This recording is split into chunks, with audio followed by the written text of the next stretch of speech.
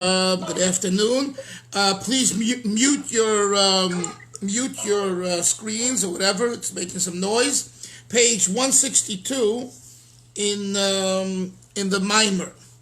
So just to recap, we're learning here about the concept of ilu v'olu, cause and effect, and how it works. The association between the ila and the olu. And he used the words earlier in 161, the hiskarvus, the closeness, the affection that the ila shows to the olu and the olu shows to the ila, puts them together. Yesterday we learned that not only is it a general connection, but it really becomes part of who you are. And that's what I was just reading to Moshe, asked me to repeat those few lines, which I did. But basically, the last few words, if you take a look at the previous paragraph on page 162, he says, Kiim sha'seichel hahu negei eloi. Those words give us a description of what he means. There is a person who understands very well with their mind the subject matter. However, it's not relevant to him. It's not who he is. So he understands it, and he can philosophize, and he can teach, and he can expound and give a good drasha, but it's not who he is. The Rebbe says that the healthiest ilu v'olu is when the seichel leads to a midah, and the midah is so much part of you that it is you. As he says in Yiddish, bis es wird seine azach. It's yours. You own it. It's no longer an adjunct to who you are, but rather it is you. It is who you are. And that's the best and most correct ilu v'olu situation when we talk about seichel and midas. Let's continue now, 162, the next paragraph.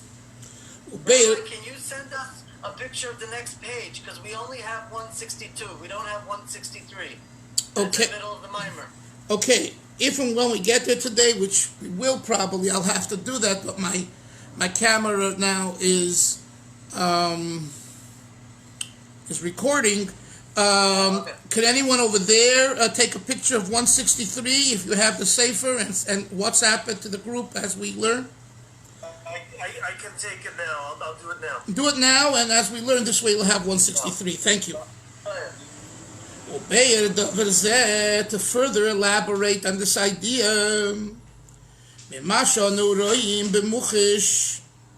we see this, the Rebbe says, the Frierdiker Rebbe says, in actuality, when we learn and we have knowledge of Torah.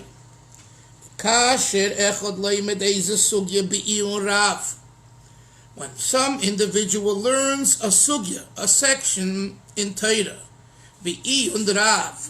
with great concentration and focus, called iyum, depth, analysis, the Yodeya called protein yoni sugya, and he knows all the details in the sugya. In time hasforis, he knows the reasoning for Rashi, why Rashi says his opinion. He knows why Tosfos disagrees with Rashi. He understands how Tosfos' approach is different than Rashi, and why Tosfos doesn't say like Rashi, and why Rashi doesn't say like Tosfos. So this means that time hasforis, he understands, he has the logic and reasoning to each one's approach. Dover al alfano, each thing on its matter. He understands each individual piece of logic that he's studying, that piece of information he's studying. Again, the Rebbe is just using verbiage to make his point clear. And he knows the subject matter. Al burya means clear, thorough. And he speaks about the sugya, about the section that he's learning, and he's pilpul. He engages in extensive conversation and back and forth and upwards and downwards with the grubber finger, with this finger, back and forth, facial remarks. His body moves. Have you ever seen the way... There's a YouTube you guys should see of two Talmidei Chachamim, Litvish Rosh Hashivas, sitting at a wedding, and they at a table, and they start talking about some sugya, and you can't believe this. This is the middle of a wedding and sitting at dinner, and they're tearing each other apart. I mean, and learning their entire body. That they forgot that they're at a wedding and they're screaming at each other. It's just very cute to see, but it's called, by the way, this was a shita in the Litvisher world in Europe, especially in certain yeshivas, in certain Litvish yeshivas, because there was Mir and there was Kletsk and there was and Slabotka and Tells. So not all had this shita, Navardik, but some had the shita where it's called Rischa deraisa. I heard this from someone who came from Mir, his family, and he was all into Mir, and he was Talmud Chacham, and he told me that in their model, if you don't try to tear the other guy apart in learning, you're a nobody. And he said that's why their style was that in public, at a shiur, if you felt that the Maggid Shiur is saying something foolish, you were supposed to voice your objection in public, and sometimes they used insulting terms. Like what you're saying is foolish and stupid and embarrassing, like that. I mean, it's hard for me, coming from a Lubavitcher background and learning in the, we never did that and never were taught to do that. But he told me that this was a shita.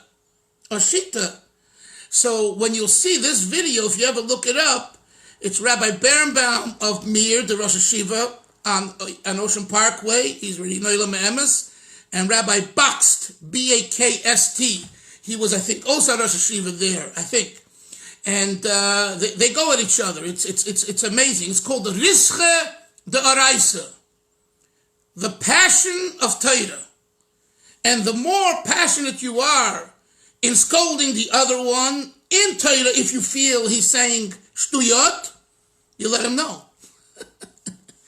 So that's, I say this because the Rebbe says here, umedaber bahasugya. He talks about the sugya, and he has pilpul. But again, pilpul doesn't mean you have to embarrass the person but it means to get involved. So it's called pilpul. Just be aware. And I think that maybe in certain Litvish yeshivas still today, this is considered a virtue, where if you can get yourself so passionate, so excited about learning, where you knock out someone. It reminds me, I heard from someone, Rabbi Soloveitchik, Rabbi Yosef Ber Soloveitchik, the Rav of Yeshiva University.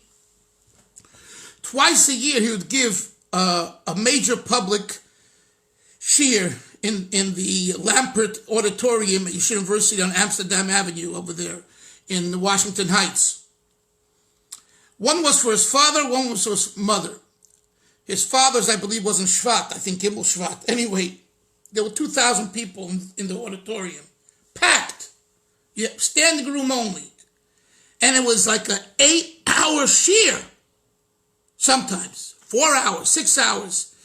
Half of it was Gemara Halacha, and half was Drush, Agoda.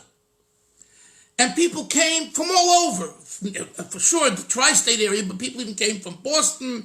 Anyone who had an appreciation of Rabbi Soloveitchik was there for the shiur, because it was twice a year. So someone told me that he was called by a Talmud Chacham from Europe who came to America. I think he lived in Brooklyn, in Brownsville, which was in the 40s, in the 30s and 40s, was the Yerushalayim Shel America, was called. The Jerusalem of America was Brownsville, Brooklyn. And today, I was there about 3-4 months ago because I wanted to check something out, an old shul, Lubavitcher shul, and during the day I felt I felt very uncomfortable. And although there's police in the middle of the street, they said, yeah, it's all right, there's nothing to worry about during the day. But boy, was it scary. Anyway, at night you wouldn't walk there. Although Chabad now said they have Chabad of Brownsville, so go figure. If you can go to Iraq, you can go to Brownsville, right? Anyway, so he called this fellow who told me the story. He was a young man, 17, 18, 19, and he drove a car. He knew him somehow. He said, can you pick me up and take me to Rabbi Soloveitchik's drasha? He said, sure, absolutely. And he drove and he brought him. You know, to go down in that auditorium, you go all the way down. You start on top and the slope going all the way down, like, you know. And he parks himself in the front row, knowing that Rabbi Soloveitchik is going to be on the dais over there, and he's right in front. And Rabbi Soloveitchik spoke, and he gave a drasha, and everyone is only listening, and all of a sudden, he says in Yiddish, Harav Soloveitchik, and I don't know if he was older than me, could be he was older, but Harav Soloveitchik, was ihr sagt, ist dus. What you're saying is stupidity. 2,000 people are in the room. A pin drop, it is so quiet. And this man and Soloveitchik, they knew each other. And it looks like they were even friends. And Soloveitchik says, Ich her was ihr fragt. You know, this is Litvish Yiddish, Litvaks. I hear what you're asking. Wart, lost me endigen. Wait, let me finish. You're cutting off my tongue. And he starts getting angry. I forget this Rav's name. And passionate. And he tells him why what he's saying is stupidity. And why it makes no sense. Anyway, he calms down. Soloveitchik says, please, you gotta hear me out. Why I think the idea is this way. Anyway, he got so angry and upset that in the middle, he just jumped up. He took the young guy by his hand. He says, come, we're leaving. I can't stand this anymore. And the guy who told me the shmuel, he said he was a young schnook. He was embarrassed. He's being walked out, forced out from all the way down on the first row up the shvil to go out. He said he was turning purple and blue and black, and everyone's looking at him. And this old man forces him out. He will not stand to hear Rabbi Soloveitchik's stupidity. When they come into the corridor outside of the auditorium doors, and he's about to leave, to walk out, he sees a tall guy with a girl, probably boyfriend, girlfriend, whatever, brother, sister, I don't know, whatever. But he sees them standing there and talking, and he hears the old man, who's this European Yiddish speaker. He hears the boy saying to the girl, oh, did you hear what JB said today? Did you hear what JB said? He called Rabbi Soloveitchik by his English initials, Joseph Bear, JB. And it became, in the yeshiva world and in the Torah world, a derogatory way of addressing him, because the right wing, over the years, shunned Soloveitchik. I've written a lot about this, all about it in my book, so I don't want to get into it now and all the details, but basically, they felt, he's going to the left, YU and all that, modern orthodoxy. So he said, and he wasn't this big tzaddik, this guy out there, but he said, I guess that's the way he was used to hearing, JB. This little man, he told me, he was a little short guy, this Rav from Brownsville. I don't know if it was a Rav, maybe it was just a balabas, but he was such a goy, big goy. He went over to him and he looks up to this tall guy and he says, what did you say? Or was hast du gesagt? English, Yiddish. And he says, I said that JB said so and so. He took his hand and he gave him a slap in his face in front of his girlfriend. A slap in his face. This little shorty. And he says, Derech Eretz. Derech Eretz. You know what kind of going you're talking about? Kind of Torah genius? He took the big guy by the hand and he went back into the auditorium. And he went all the way back down and he sat him somehow next to him. The lecture finished shortly thereafter. And he went up to Rabbi Soloveitchik and he said, Harav Soloveitchik, der Mensch, this person hat euch mevayis given. He embarrassed you. And he needs to ask mechila, he needs to ask for forgiveness. Rabbi Soloveitchik was calm and he understood already how he embarrassed him. And he said, it's all right, it's all right, it's all right. That's the story. Great story. Great story. But I bring out the point of the Rische der Reise. In front of 2,000 people. To say that what you're saying is stupidity to Rabbi Soloveitchik is unheard of. But in their world, that's the accepted norm. So I think the story really highlights. In other words, he didn't mean to embarrass Rabbi Soloveitchik. He had a duty and obligation from where he was coming from his Litvak view and upbringing and everything else. This is the way you learn Torah? Yes, Moshe. Rabbi Dalfin, I'm curious. You're bringing this up. I'm sure that most of us, are more or less familiar, what you're talking about, the intense, like the Litvische. But why? What's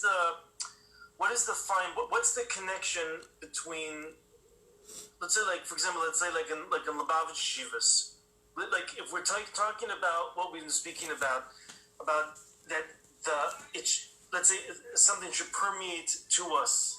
The Chasidus should permeate to us. It should permeate how we act. So help us maybe just to understand. I guess maybe I'm not sure. What's the connection? Maybe no. The connection was because he says here it's not connection. It's not connected to Ilav Ol. He says over here that you should learn the subject matter so well, speak about the sugya, that you know the sugya, umefalpel ba, do pilpul in it. So I was giving you just a story, an example of various different forms of pilpul. That's the only reason I mentioned it. And maybe it should have not been mentioned, but I thought it would be worthwhile. Anyway, let's continue. Yes. Rabbi, just a question. It's a question a little bit on Moshe's question, but so what? How can we compare that Litvische Pilpul, what the Rebbe is referring to how Chabad would learn? What would be the difference? The difference is that you would not in front of 2,000 people embarrass anyone, but even one-on-one, it's not the style to scream at the other person in public, even in learning. It's the whole mahalach, the approach is a very different one. And it's not just, by the way, I want to make it clear, it's not just Chabad Lubavitch. It's really most other styles of learning, whether it be let's say the Gerer, a big Talmid Chachamim, and learn the Gerer Hasidim, and bells. This is not, as far as I know, and tell me if anyone knows otherwise, but this is not their style of public humiliation within learning. It's just not, it's not done. So the pilpul is, you and I are sitting at a chasana or a bar mitzvah or whatever, and we talk Torah, and we are animated, but it's not an obligation.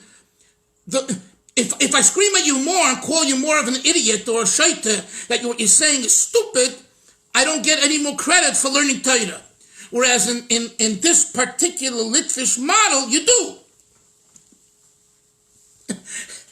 That's a chiddush. To me, it's a chiddush, and it's a style that they use. Again, they meant well. They didn't mean how can you say such a foolish thing? And I want to tell you something. Rabbi Yoel Kahn, my mashpia, told us a story always in yeshiva that I think it was Lakewood, going back to the 50s or 60s, there was a situation where a bacher, he didn't want to learn Chasidus, but he felt he was very smart. He was like the Ilui of the yeshiva, the genius, and he enjoyed talking with Rabbi Yoel Khan, who was a genius. So they would chat before and after the shir, but he didn't attend the shir. And I'm making this very brief. One day he said to Rabbi Yoel, he has an issue, he wants to speak to the Rebbe about it. And basically the Rebbe showed him that unless he starts learning Chasidus, and which will bring humility to him, he's going to have issues. And he got very upset. He walked out of 770, slammed the door. He didn't want to talk to anybody because the Rebbe put him into a corner intellectually. The Rebbe proved to him that if it's only through Gemara, his issue, which was Gaiva probably, he felt, ego because he was. And the Rebbe said to him, one of the things the Rebbe said to him is, you're going to go back to the yeshiva, you're going to say a pilpul, you're going to say a dissertation, you're going to say and you're the genius of the yeshiva, and it's going to be terrible.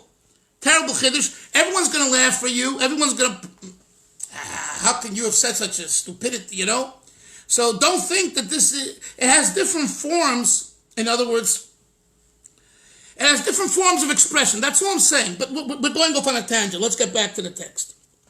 One last thing on that. That style of pilpul is in the Gemara. Rashi brings it down with Yosef when he got the ring from Parai, and everyone said Avrech. So in there they mentioned the different meanings. What is Avrech? And then one of the Amoraim says to the other, how much longer will you pervert the Hebrew language with what you're saying? Okay, but I hear you. You're right. But practically in the Chabad Polish yeshivas, they don't learn that way, and even I'm saying they don't engage in. Yeah, okay. It's a good source that you quote, Shmuel. You're right, but practically we don't do that. In most yeshivas, but there is such a mahalach. Even today, probably in most Litvish yeshivas, they're more careful to go and to go and embarrass another person. It's probably not done. But the old style in Europe. This is what he was telling me, this mirror grandson, and this is what you see between these old mirrors. Rabbi Bakst and Rabbi Berenbaum were old mirrors from Europe, and this was a certain style, whatever. Okay. The Rebbe says, nevertheless, although you know the subject matter so well, that you talk about it and you're passionate about it. Nevertheless, it's only intellectual knowledge. The Rebbe says, however, if it leaves the domain of intellectualism and you become a kusher to it, you become bound to it through concentration and focus, then it becomes who you are, and it's negei aloi oz hu ba'ofanach legamri. Then the knowledge that you know very well is not knowledge. It's you. It's real life. It's not I have a lot of knowledge in me. This is who I am. The hadibur shaloi ba'yinahu. So that when he speaks about the knowledge that he has, b'chayis rav, with tremendous vitality, chayis, kemaime, the Rebbe quotes, this is beautiful in Yiddish, the heart speaks. You hear? It's not the cup speaking, it's not the mind, baruch, it's not the mind, the head speaking, baruch, your heart is speaking, although your mouth is speaking and you're speaking what you understand. But you're so one with it that it's who you are. It's your heart. It's your passion. It's your midah. Valderech Moshul, take for example, Misha Leimet HaSugya, someone who learns a sugya, a section, the Meicher Sodeu Machmas Oines, he sells his field due to he's gezwungen, he's forced. Umeiser Maida Uvitla. Shmuel, you know what this Gemara is talking about? This example? Yeah. He has to make a machor, that he has to notify somebody that this sale is not a real sale. Correct. So it's forced to. Right. Correct. It's called Meiser Maida. The Yedeya called Prati Asug, and he knows all the details. Im ha'enes ha'ye b'soda stam b'soda zu. Was this transaction that he was forced into, was it a regular field, or was this any field, or it was this particular one? And how was the transaction of the money? And then there are details. How did he notify Im Balpeh? How did he make his machad, his protest? Did he do it orally or b'ksav? And he knows all the arguments and reasoning in great detail. And he engages in pilpul with great depth. Kifi hamaskana halacha, coming to a conclusion, Baruch, and the halacha, right? The Gemara Yoini has this svara and that svara, and then he's mefalpul, and he says, this is the way, Hillel, we should paskin. The pshara dina kemecher umechila dina kematona. A compromise is dina, its din is like a sale, and mechila, and when you pardon and you forgive, dina kematona, its din is like a gift. Umatona shekosov bo achroyis nechosim dina kemecher. A gift that's written achroyis nechosim, which means, I think, does it mean, Shmuel, that the mortgage properties? Is that achroyis? The land, because he owes the money, he has a achrayah, so he'll make good for it. Right, okay. Dina kemecha, that's also the law. Its din is like a sale. It's a solid as a sale. These are just examples. Although he knows all the details, and he gets involved and engaged in the details of the sugya. Nevertheless, after all said and done, it's only intellectual logic and knowledge that he has. Conversely, it is totally different.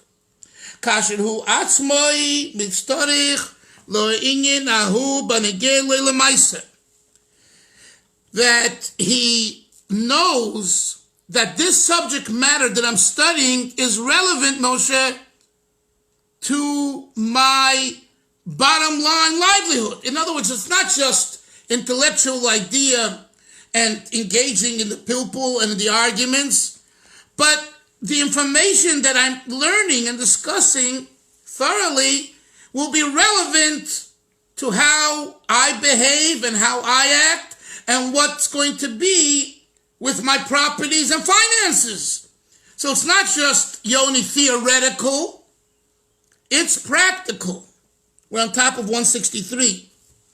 Oz hine hasvaros ha'elu atzma mehein etzle b'chayos rav. When you know that the subject matter you're learning is relevant to your behavior, the learning of it is much more animated. When we learn Chasidus, if it's just about knowledge, okay, I hear. But if we understand how the details of what we're learning will make a difference in our behavior in this way and that way, our learning's very different. Why? Because it's bottom line. It's ma'aseh, it's behavior, it's halacha. V'hainu delavad zoishe niteisvim etzloi ribis foris beham tzois chadoshes. In addition to the fact that when you learn knowing that it'll be relevant, that adds a multitude of sforis b'himtzois chadoshes. Creative ideas come to you when you know it's relevant, right? Moshe is drawing. He knows that someone commissioned him, and he knows it's going to be in an art gallery. It's a whole different way of looking at it. When I write, if I write to myself, I just jot down some notes. When I know that I'm going to publish this, it's a whole different writing. It's in a whole different understanding of the subject matter. That's the point. Bifrate hasugyahi. So, in addition to him finding new, innovative, and creative ideas in this subject matter that he didn't have before, when he didn't realize it was going to be relevant. But now that he realizes it's going to be relevant, so he has so much more creativity and understanding. In addition to that being true,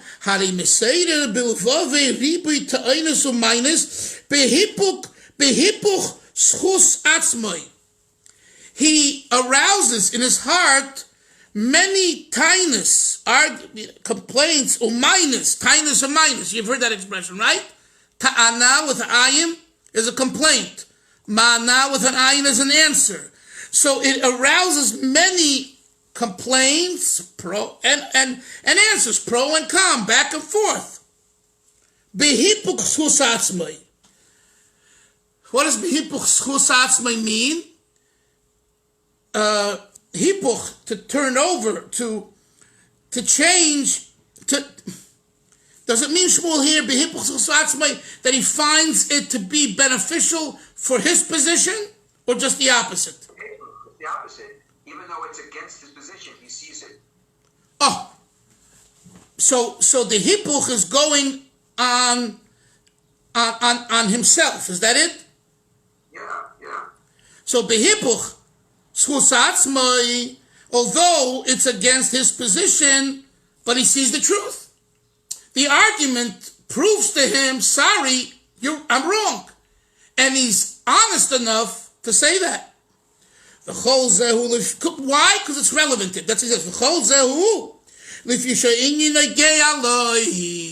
It's because it's relevant to him.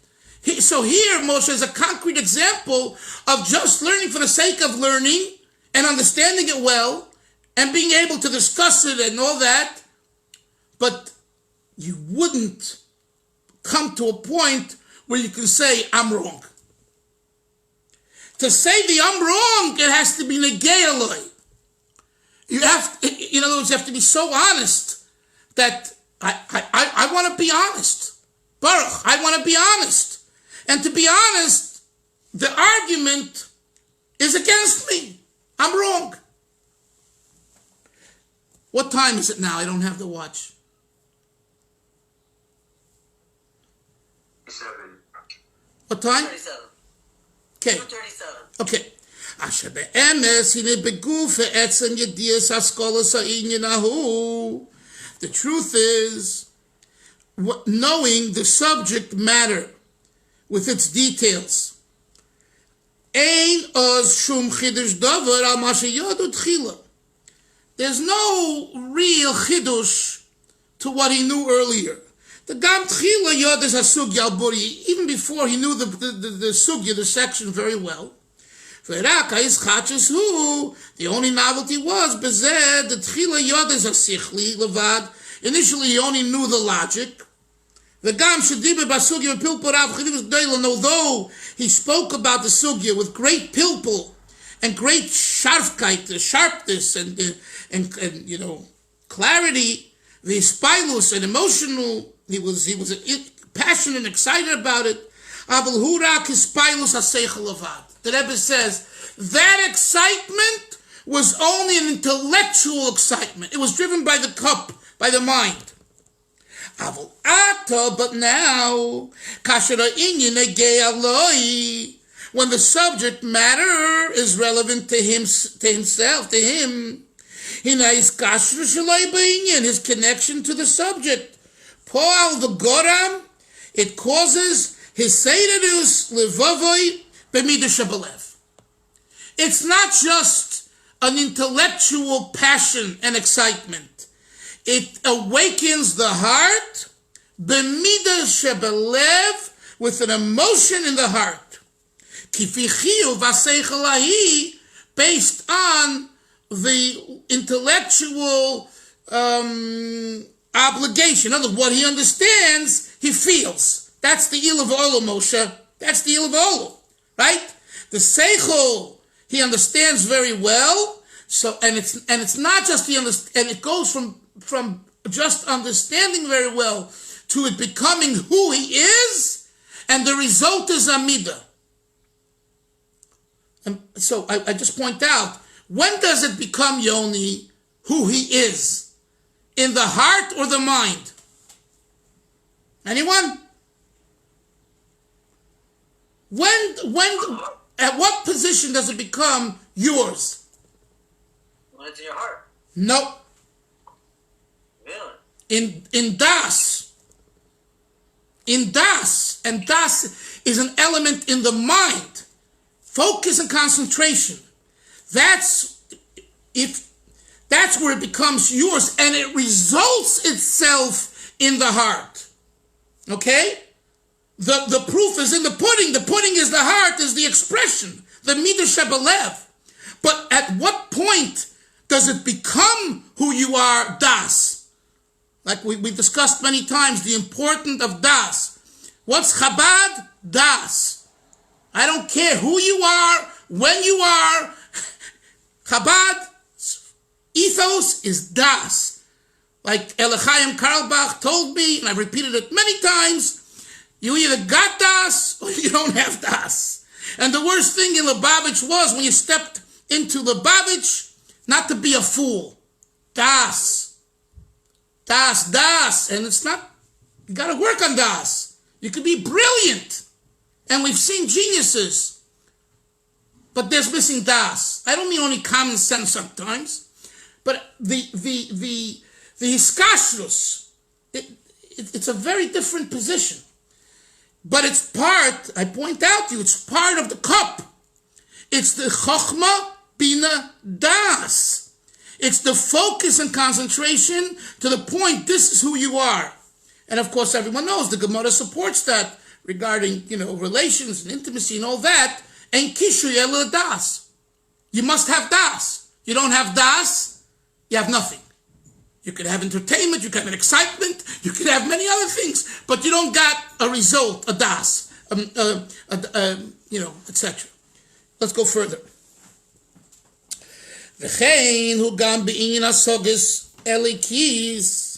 So too, regarding understanding HaKadosh Baruch Hu, godliness, we see in actuality, when you learn that subject matter, and you understand it well, with all the details, with all those details, and you explain to yourself, Hillel and Baruch are learning over there, and they explain to each other the idea, and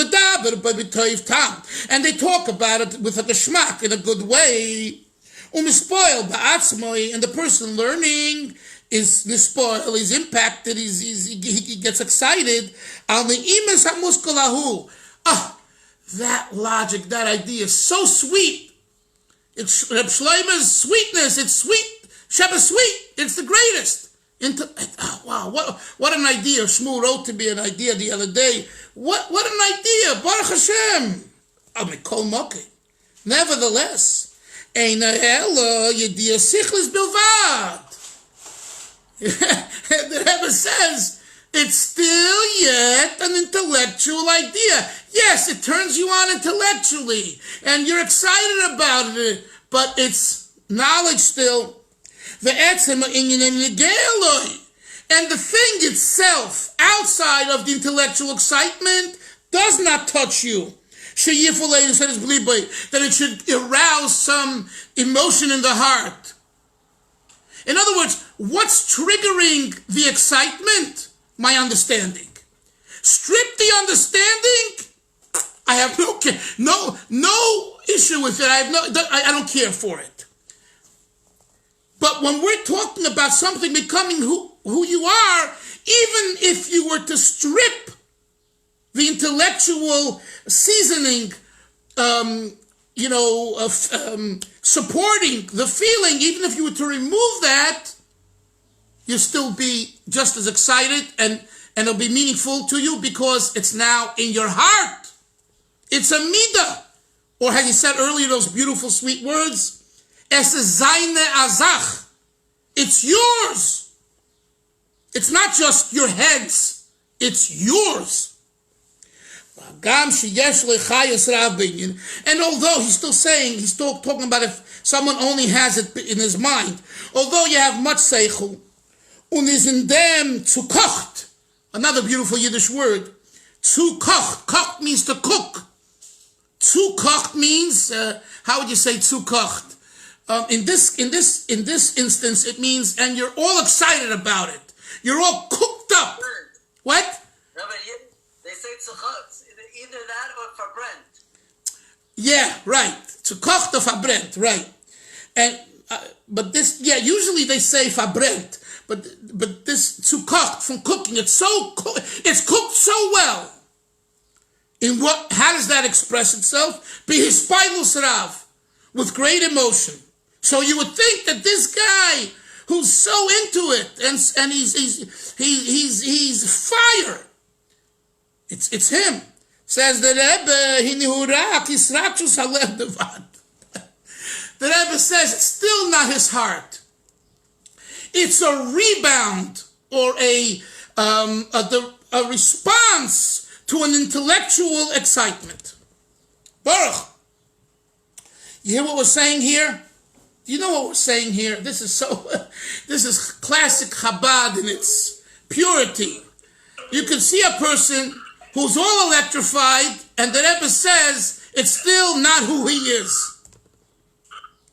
The famous story with Reb Chaikel Ludmir, I forget his last name, with the Reb Shleimet, with the Alter Rebbe, Chosed of the Alter Rebbe went for Shabbos to Ludmir, and he saw this Reb Chaikel davening, and he came back and he said to the Hasidim, or to the Alter Rebbe, the Chassidim, maybe Shmuel remembers the details, I don't remember exactly to who he said it, but he said it, wow, I was there Shabbos, it was fire, the shuckling and the tzaddik was unbelievable. And the response was, Wer brennt? You said the word brennt. Who's on fire? And this chassid got so turned on that he started to beat Sukkot and daven, and he was shaking and baking and fiery face. Du brennst or Chaikel was is in dir brennt? Are you on fire, or is the Chaikel been transposed into you, transferred into you? There's a piece of Chaikel in you that's causing you to be on fire, but it's not who you are. It's an old line that's been shared in Chabad for 200 years, but it's a powerful one. I heard this on Rabbi many times. It's Fabrengens. It's Chaikel in dir was brent. Yeah, the tzaddik is on fire. You're a chassid. Are you on fire because you stuffed him into you and he's helping you go on fire? Which, by the way, halavai, halavai. Or the Chabad model in Avodas Hashem is you have to be on fire. And if you're not on fire, I don't care if the Chaikel's on fire in you, but it's not you. And I conclude this with the Rebbe, before Gimel Tammuz, what did he say? 2 ounces was a can to bring a Mashiach. What does that mean? To me it means, guys, I've done it for you for 42 years. You're big boys now. Do it yourself. Do it yourself. I'll give you brachas, I'll give you eitzes, I'll help. You got to do it yourself. No one can do it for you. And I think this is part of this message. Have a great day, everyone. We'll see everyone tomorrow. Seid gesund.